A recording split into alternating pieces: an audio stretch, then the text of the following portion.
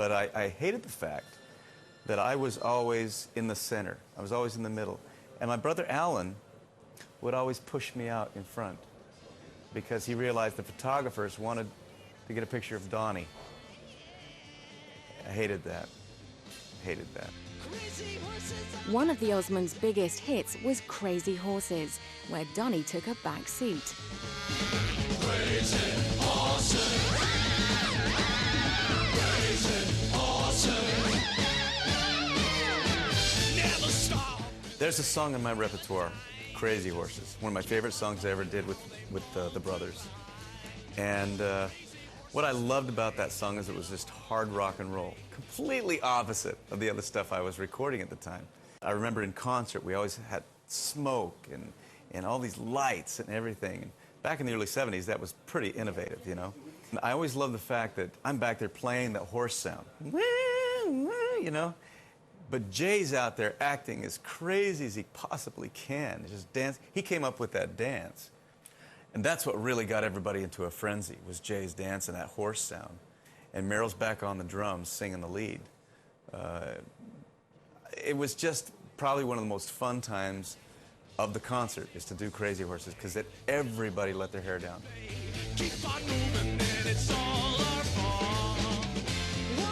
With their tight-fitting outfits and sexy dance moves, Crazy Horses further reinforced the Osmonds as one of the biggest acts in the world.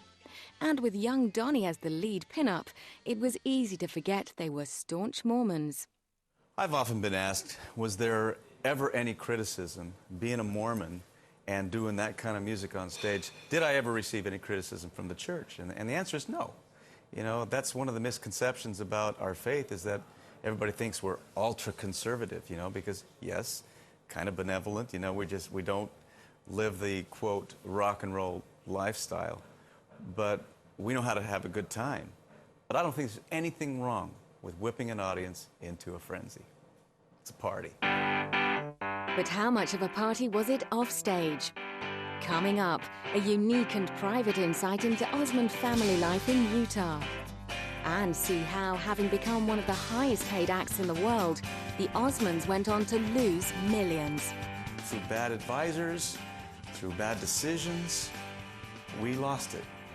And I think it left a scar in every one of our hearts for the rest of our lives. That's Wayne. Meryl.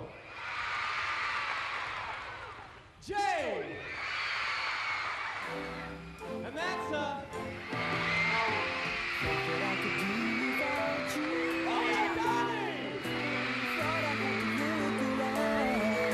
By the mid-70s, the Osmonds were one of the most successful pop groups in musical history. And much of Donny's childhood was spent on the road. A lot of people may look back at my childhood and say, what a sad childhood that was, you know. He was always traveling and touring and performing. Well, the fact of the matter is, that is correct. It wasn't sad, though. I was with my brothers, I was with my family, and that was my life. I was always in a rehearsal hall. I was always singing a song. I was always practicing something. I was recording constantly. But that was my life, and I loved it. Yes, it was difficult, comparatively speaking, because I didn't have a lot of schoolmates. I didn't go to public school at all. But that's fine. That was normal to me, and I enjoyed it. And we were together as a family everywhere I went. You know, there are a lot of holes in my education. I call them holes because there were certain subjects I absolutely loved. And when I was traveling on the road, you know, my electronics books and things like that, the curriculum that I got from these correspondence schools, I loved that, and I would gravitate towards that stuff. But other things just kind of went to the wayside.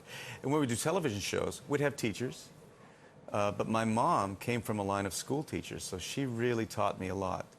And my father would make sure that we sit down and study.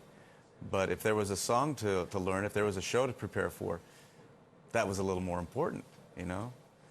So the schooling in certain places in my life was kind of, you know, down there in the priority list. But the School of Hard Knocks is really where I went. Never, ever really went to school, other than through the mail, through the post. Hold me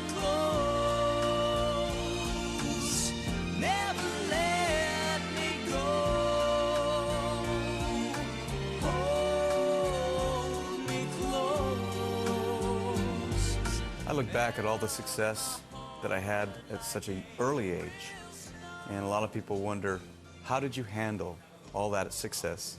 But keep in mind, I was a veteran of, I don't know, 8, 9 years before all of that hit.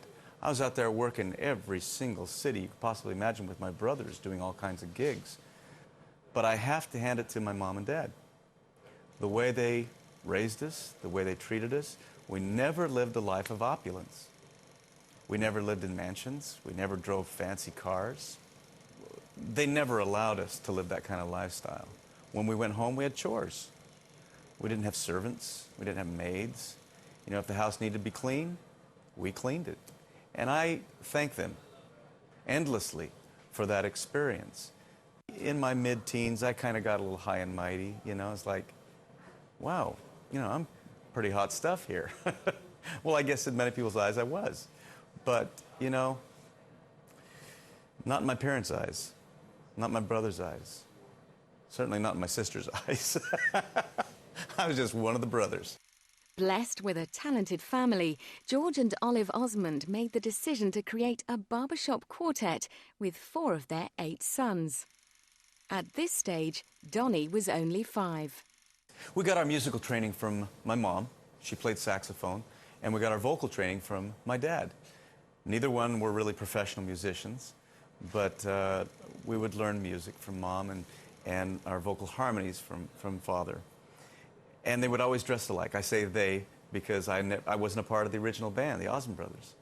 And the only reason why they dressed alike is because my mom and dad didn't have really enough money to go out there and buy them all individual outfits. So my mother would go out and buy all this material and these patterns and make them clothes. So they all dressed alike. But they became a band, a barbershop quartet, mainly to raise money to buy hearing aids for my 2 oldest brothers who are deaf. They've never been a part of the band, obviously, because they can't sing. But they wanted to go on missions for the Mormon Church. So they went out and raised funds to eventually, someday, hopefully, send my 2 oldest brothers out on missions. With such a benevolent reason for starting the band, they could never have predicted that the first stepping stone to superstardom lay just around the corner. My father took my brothers down to Los Angeles from Utah to audition in front of Lawrence Welk to see if he would put them on a couple television shows. For some unknown reason, the meeting never took place. So my father said, let's make a vacation out of it. Let's go to Disneyland. So they were walking down the streets of Disneyland, dressed all alike, looking like a little quartet. And there was a quartet there singing barbershop harmonies called the Dapper Dans. They saw my brothers and said, are you a quartet? And said, well, we sing songs. So they sang Dapper Dans a song, and they were impressed. So they sang my brothers a song, and it kept going back and forth like a little competition. All these people gathered around on the streets of Disneyland, thinking this is an attraction at Disneyland.